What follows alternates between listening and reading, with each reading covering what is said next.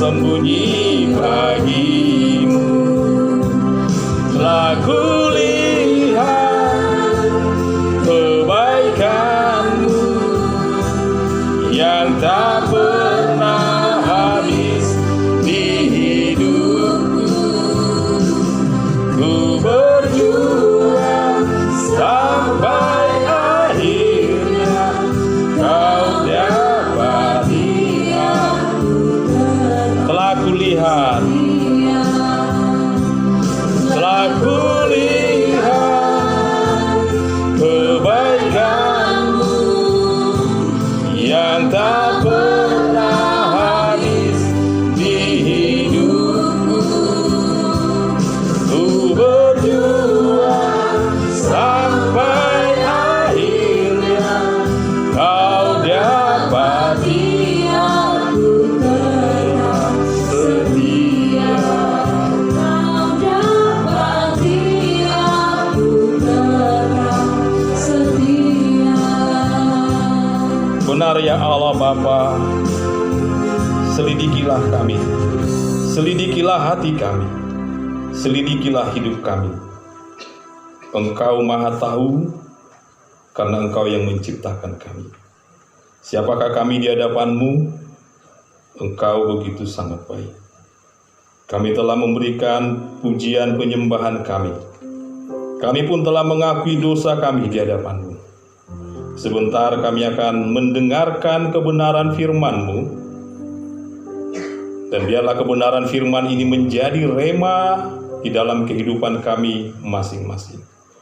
Berfirmanlah Engkau kepada kami Bapa, kami merindukannya. Amin. Shalom. Kebenaran firman Tuhan yang akan menjadi rema atau renungan buat kita di malam hari ini dari dua kitab, dua pembacaan. Yang pertama dari 2 Samuel 12 ayat 1 sampai 7. Baru kemudian disambung dengan Mazmur 51 ayat 3 sampai 8 karena ini saling terkait. Seperti biasa kita akan membacanya secara berresponsoria atau berganti-gantian. Kita mulai dari pembacaan kitab 2 Samuel pasal 12 dengan judul perikop Nathan memperingatkan Daud sehingga Daud menyesal. Ayat 1, Tuhan mengutus kepada Daud. Tuhan mengutus Nathan kepada Daud.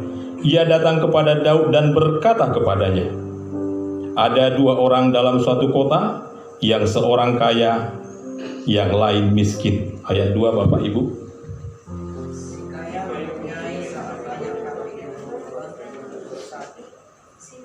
Si miskin tidak mempunyai apa-apa selain dari seekor anak domba betina yang kecil yang dibeli dan dipeliharanya. Anak domba itu menjadi besar padanya bersama-sama dengan anak-anaknya, makan dari suapannya dan minum dari pialanya dan tidur di pangkuannya seperti seorang anak perempuan baginya. Pada suatu waktu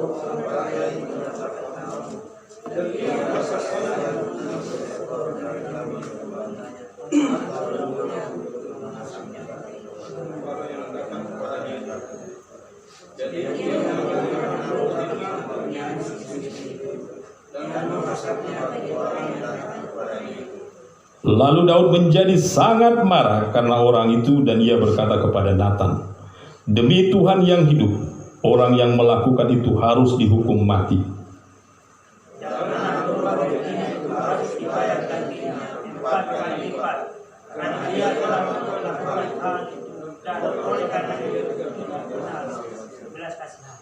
Ayat 7, kemudian berkatalah Nathan kepada Daud, Engkaulah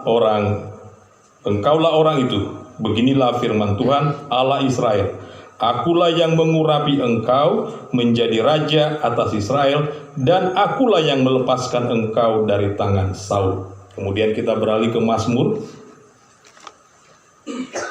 51 ayat 3 sampai 8. Saya akan membacakan ayat ganjil, Bapak Ibu di ayat yang genap.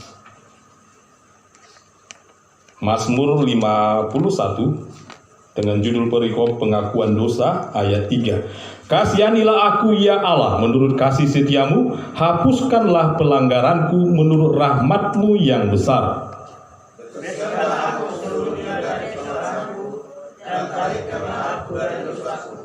Sebab aku sendiri sadar akan pelanggaranku, aku senantiasa bergumul dengan dosaku.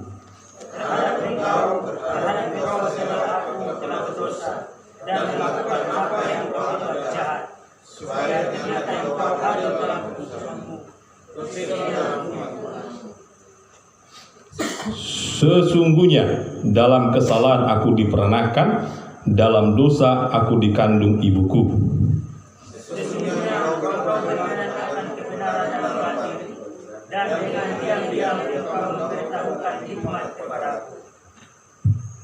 Firman Tuhan menyatakan bahwa Daud ini, Raja Daud, adalah biji mata Tuhan. Bisa kita telusuri dari awal bagaimana Tuhan memilih Daud. Tuhan memilih Daud anak Isai. Padahal Isai itu mempunyai banyak anak laki-laki yang gagah perkasa. Ada Eliab, ada Aminadab, ada Syama. Itu laki-laki perkasa anak Isai. Tetapi Tuhan lebih memilih Daud. Daud begitu berharga di mata Tuhan. Namun sama-sama kita tahu juga kisahnya bahwa perjalanan rohani Daud tidak mulus 100%. Dari nol menjadi pahlawan. Kalau bahasa orang Medan bilang from zero to hero. Dari yang bukan siapa-siapa menjadi seorang raja. Laki-laki memang begitu. Laki-laki tabiatnya memang begitu. Dan itu adalah hal yang manusiawi. Ketika tahta di genggaman laki-laki, ketika harta ada di genggaman laki-laki, maka selanjutnya kita akan tahu ceritanya apa yang akan dia cari. Kalau sudah tahta, sudah harta, saya pun laki-laki normal pasti terpesona dengan kecantikan perempuan. Tetapi kan tinggal diri sendiri, pengendalian diri.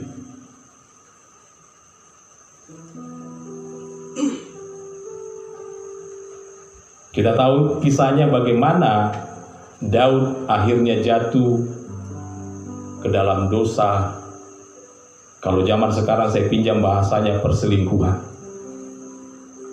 Dengan kejam, karena punya tahta, dia perintahkan Uria untuk maju ke depan medan perang yang paling hebat. Tujuannya apa? Tidak ada niat lain supaya Uria terbunuh dan Batseba bisa menjadi miliknya. Pertanyaannya, kalau ada orang yang menegur kita, Pardede, kau telah melakukan kesalahan ini, siap nggak kita memperbaiki diri kita? Siap nggak kita mengkoreksi tindakan kita? Atau kita akan mencari alasan, mencari pembenaran diri?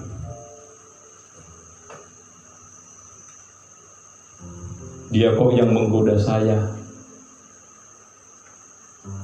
dia kok yang mendekat-dekatkan diri ke saya.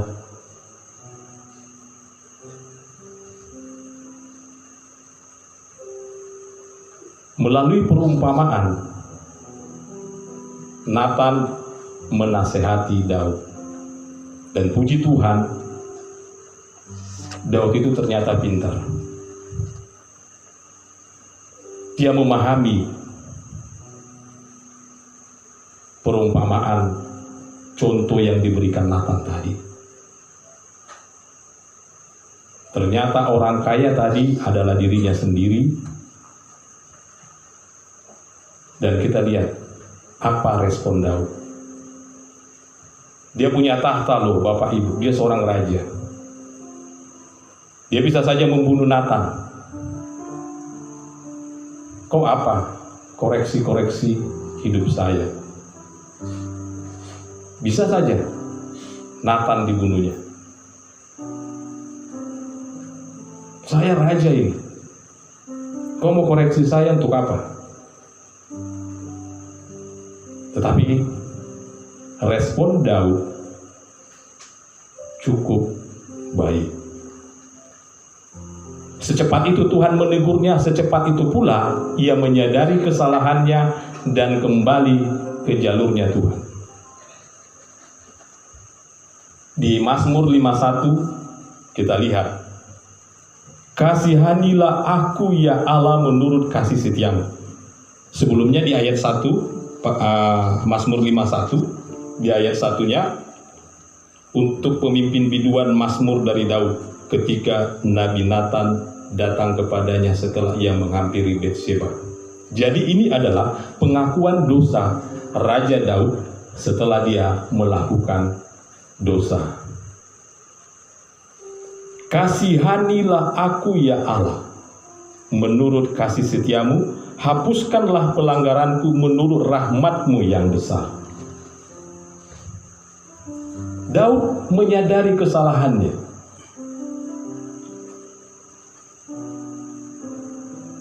Kalau manusia zaman sekarang pasti masih cari alasan, masih menutupi kesalahannya. Itu semua fitnah, itu semua tipu.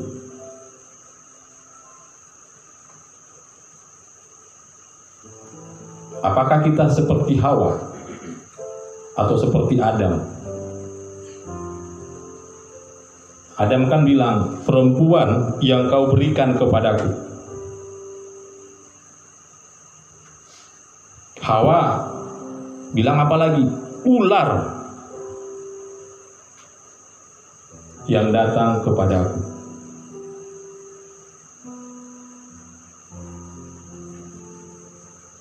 Kita semua melempar tanggung jawab atas kesalahan yang sudah kita lakukan.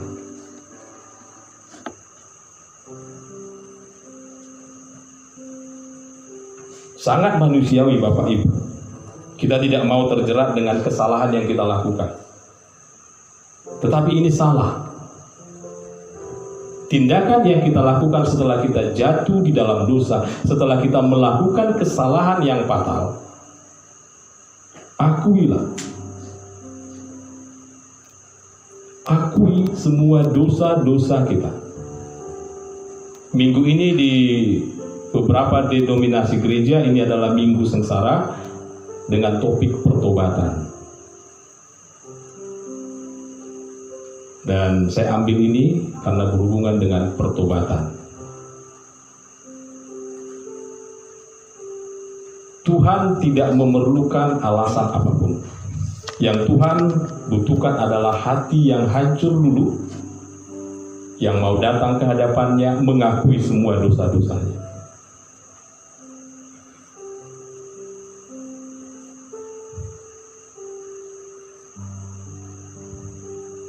Kadang kita manusia tidak menyadari keberdosaan kita. Kita terlalu sombong Bapak Ibu. Apa yang saya lakukan ini memang inilah yang pantas.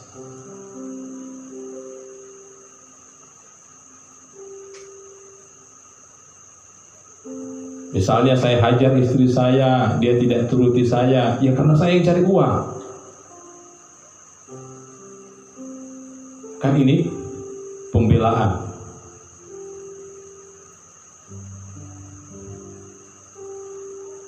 Demikian juga para istri yang mungkin lebih banyak penghasilannya, tidak menghargai suami dengan alasan ya, uang saya lebih banyak.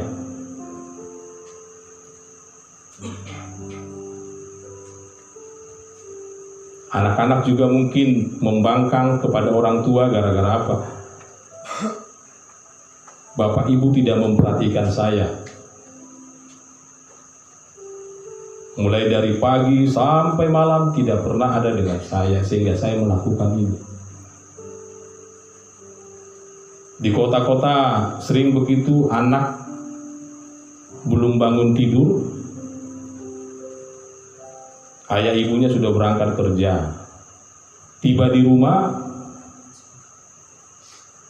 anaknya sudah tidur.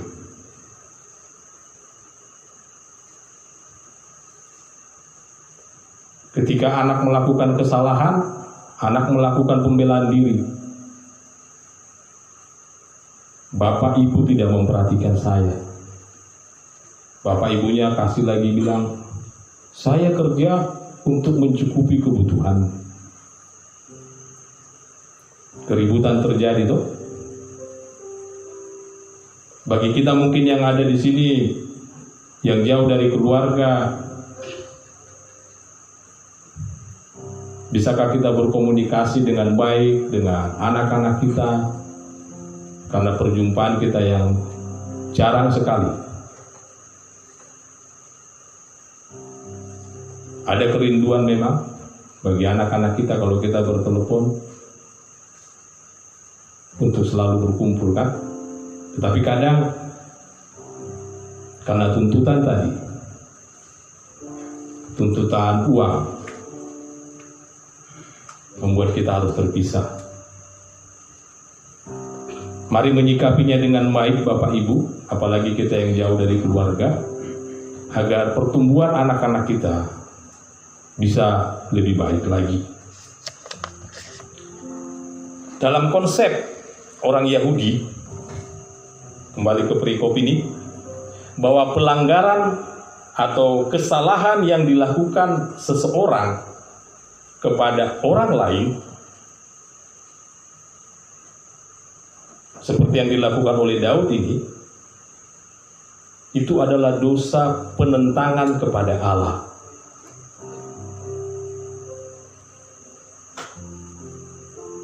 Sama dengan ketika kita juga melakukan pelanggaran yang langsung menentang Allah. Itu adalah penentangan kepada Allah, dan Allah sangat membenci. Kalau kita baca di Perjanjian Lama, hukum Allah itu sangat-sangat luar biasa buat setiap pelanggaran yang kita lakukan ketika kita tidak mau bertobat.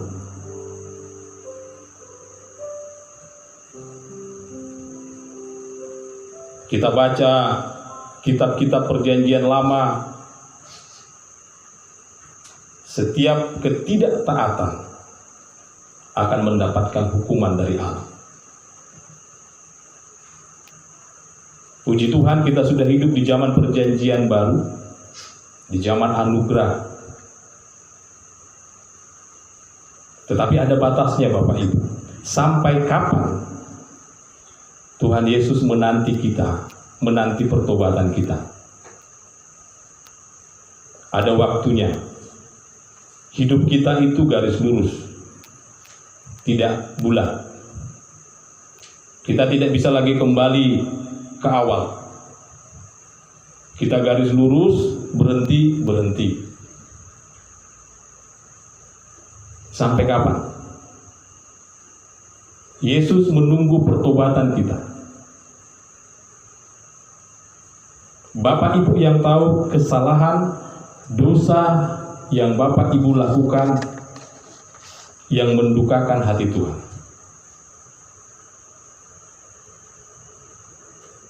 Malam hari ini ketika tidur, akuilah semua dosa dan pelanggaran tadi.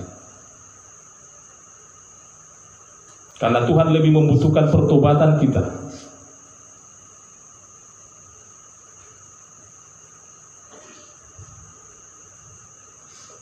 Tidak ada pengakuan, maka tidak ada pengampunan kalau tidak ada pengakuan.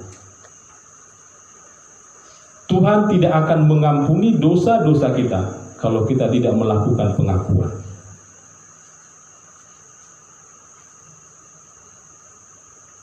Mari kita seperti Daud, jangan seperti Adam atau Hawa. terhadap engkau sajalah aku telah berdosa dan melakukan apa yang kau anggap jahat, supaya ternyata engkau adil dalam putusanmu, bersih dalam penghukumanmu. Artinya apa, Bapak Ibu? Sekalipun kita mengakui dosa-dosa kita bersedia menerima hukuman dari Allah. Sama dalam pekerjaan kita ini juga. Sekalipun kita sudah melakukan kesalahan dalam pekerjaan kita akui saya melakukan kesalahan itu. Bukan berarti kita lepas dari surat peringatan 1, 2, 3 toh. Tetap kita akan mendapatkan SP1 kah, SP2 kah, SP3 kah. Sekalipun kita sudah mengakui pelanggaran kita tadi. Makanya, kalau kepada Tuhan, kita beri pengakuan kita. Apapun hukuman dari Tuhan kita terima. Tetapi yakinlah, Tuhan akan mengampuni saudara dan saya. Tuhan tidak menginginkan kematian kita. Yang Dia inginkan adalah berbaliknya manusia dari yang jahat menjadi yang lebih baik. Jangan tunggu waktu berlalu sehingga kita terlena. Semoga kebenaran firman ini menjadi rema buat kita dan ibadah kita. Saya undang jemaat untuk berdiri. Tangan Tuhan yang pegang.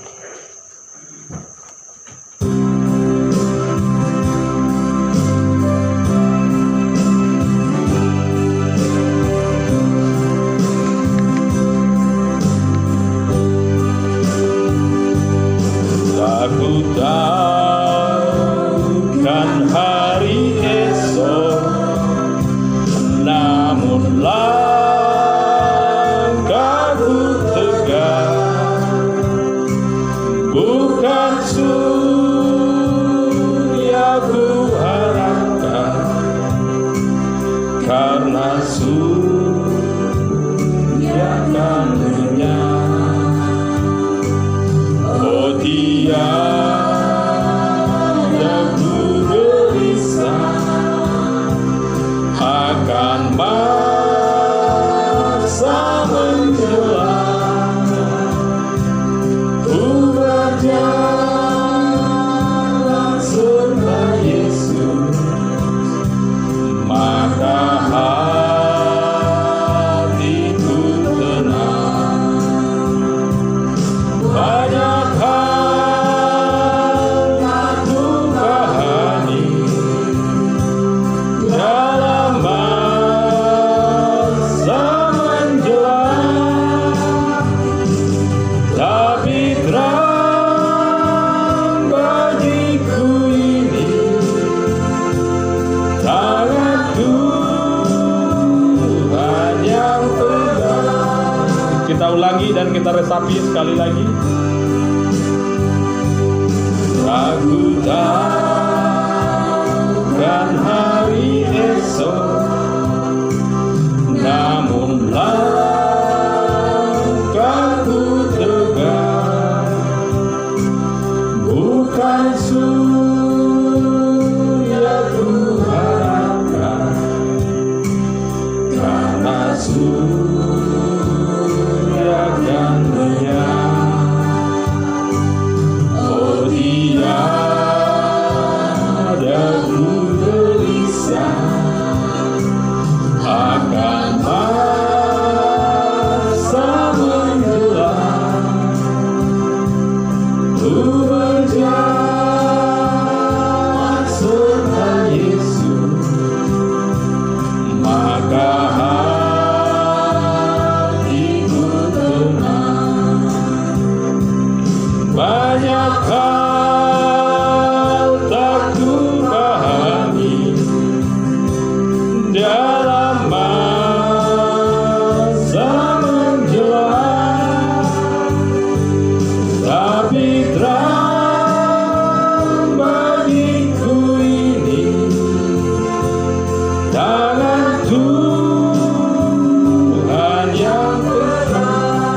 banyak hal yang tak kupahami.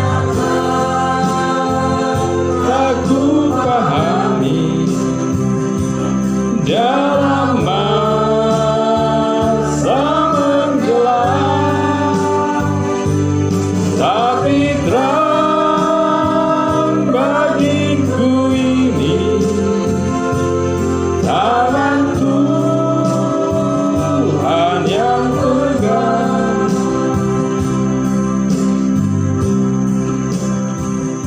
Marilah kita pergi dalam perlindungan kasih Tuhan yang senantiasa menyertai dan memberkati hidup kita. Marilah kita melanjutkan dan mewujudkan tugas serta panggilan kita sebagai murid Kristus dengan keyakinan bahwa pertolongan dari Kristus akan menyertai perjalanan kita. Kini kita menerima berkat dari Tuhan. Damai sejahtera Allah yang mengatasi segenap pengertian akan melindungi hati dan pikiran kita di dalam Kristus Yesus. Tuhan memberkati kita dan melindungi kita. Tuhan menyinari kita dengan wajah-Nya dan memberi kita kasih karunia. Tuhan menghadapkan wajah-Nya kepada kita dan memberi kita damai sejahtera mulai dari saat ini dan sampai selama-lamanya. Amin.